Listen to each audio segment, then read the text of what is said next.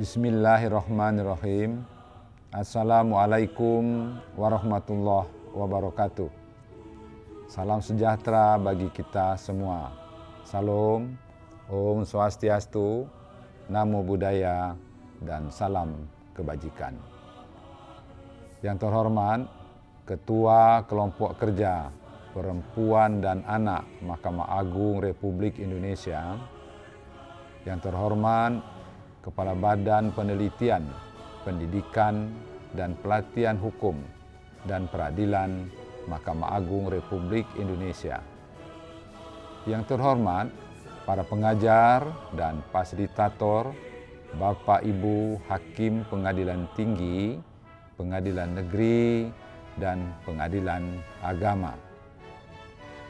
Yang terhormat para pengajar dari Kementerian Pemberdayaan Perempuan dan Perlindungan Anak Republik Indonesia, Komnas Perempuan, Lembaga Perlindungan Saksi dan Korban, serta LBH API. Yang terhormat perwakilan dari Australia Indonesia Partnership for Justice 2. Yang terhormat para hakim perwakilan Pengadilan Tinggi, Pengadilan Tinggi Agama, Mahkamah Syariah, Pengadilan Negeri, dan Pengadilan Agama sebagai peserta e-learning dari seluruh wilayah di Indonesia. Segala puji dan syukur kita panjatkan kehadirat Allah Subhanahu wa Ta'ala, karena atas rahmat dan ridhonya kita dapat bersama-sama menghadiri kegiatan e-learning Perma nomor 3 2017 dan Perma nomor 5 tahun 2019. Atas nama pribadi maupun lembaga, saya ingin terlebih dahulu mengapresiasi para hakim dan para pihak eksternal lainnya yang sehari-hari telah bekerja keras dan berperan besar dalam memastikan kepentingan terbaik bagi perempuan dan anak-anak Indonesia. Bapak dan Ibu hadirin yang saya hormati, Kelompok Kerja Perempuan dan Anak Mahkamah Agung Republik Indonesia dalam mengembangkan rangkaian modul e-learning Perma 3 2017 dan Perma 5 2019 telah diasistensi oleh Indonesia Judicial Research Society (IJRS) dan Australia Indonesia Partnership for Justice 2 (IPJ 2), sedukungan pemerintah Australia. Besar harapan saya, materi yang telah disusun dan dipersiapkan dengan komprehensif ini dapat membekali para hakim dalam menjalankan tugasnya dengan lebih baik lagi dalam memastikan langkah-langkah yang tepat dalam penanganan perkara perempuan dan anak yang berhadapan dengan hukum, serta agar adanya peningkatan kualitas penanganan perkara demi kepentingan terbaik bagi para perempuan dan anak.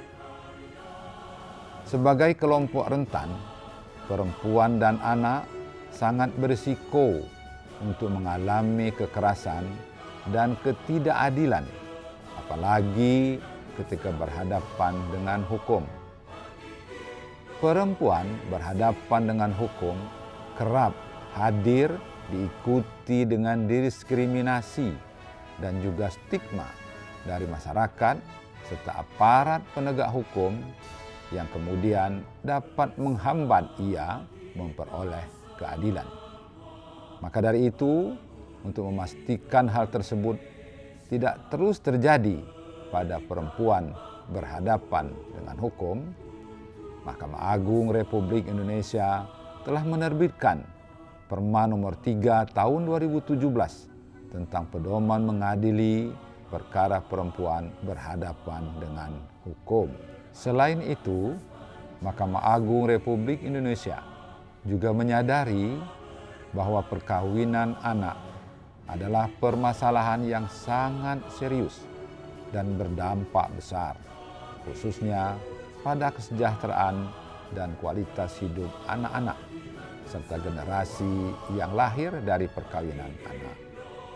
Mahkamah Agung dan para hakim adalah benteng terakhir dalam meredam angka perkawinan anak. Dampak langsung perkawinan anak adalah menutup akses anak-anak, khususnya anak perempuan, terhadap pendidikan.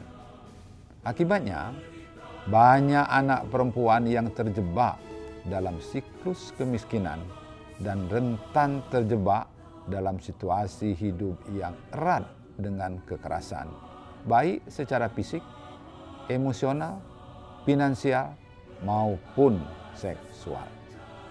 Oleh karena itu, Mahkamah Agung Republik Indonesia berkomitmen untuk memastikan perlindungan perempuan dan anak di peradilan dengan menerbitkan Perma nomor 5 tahun 2019 tentang pedoman mengadili permohonan dispensasi kawin.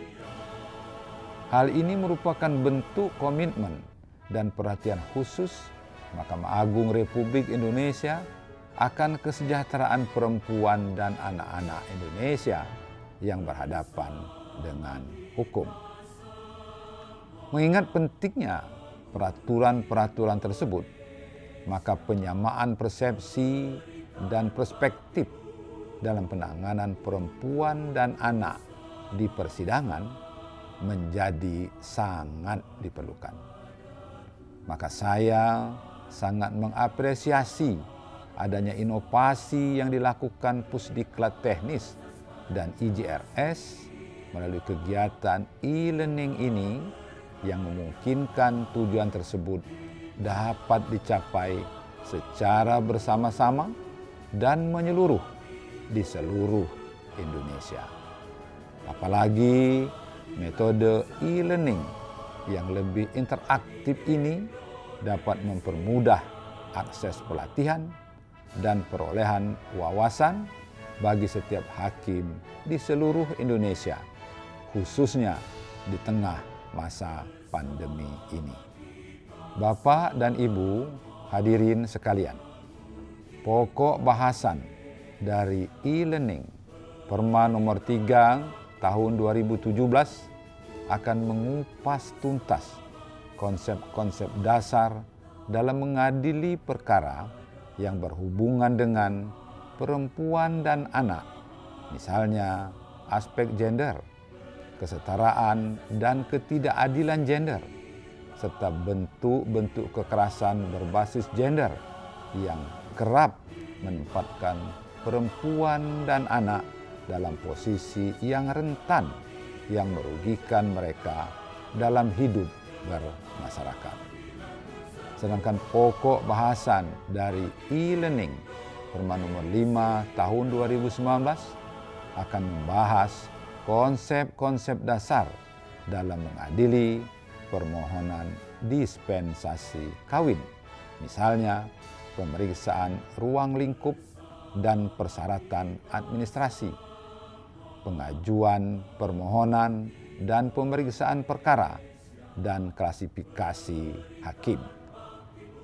Mudah-mudahan seluruh bahasan ini dapat membantu para hakim di seluruh Indonesia untuk mengadili perkara yang melibatkan perempuan dan anak secara lebih bijak, adil, dan menekankan prinsip perlindungan perempuan dan anak. Akhir kata, saya ucapkan selamat atas penyusunan rangkaian modul e-learning Perma nomor 3 tahun 2017 dan Perma nomor 5 tahun 2019 yang aksesibel dan berkelanjutan ini. Saya harapkan seluruh peserta dapat mempelajari materi ini dengan sungguh-sungguh dan mendalam. Semoga seluruh rangkaian e-learning ini bermanfaat bagi para peserta sekalian dan dapat memberikan kontribusi positif bagi penegakan hukum di Indonesia, khususnya dalam perkara perempuan dan anak. Dengan ini, saya menyampaikan Selamat belajar bagi para peserta kegiatan e-learning Perma nomor 3 tahun 2017 dan modul e-learning Perma nomor 5 tahun 2019. Sekian dan terima kasih. Wabillahi taufik wal hidayah. Wassalamualaikum warahmatullahi wabarakatuh.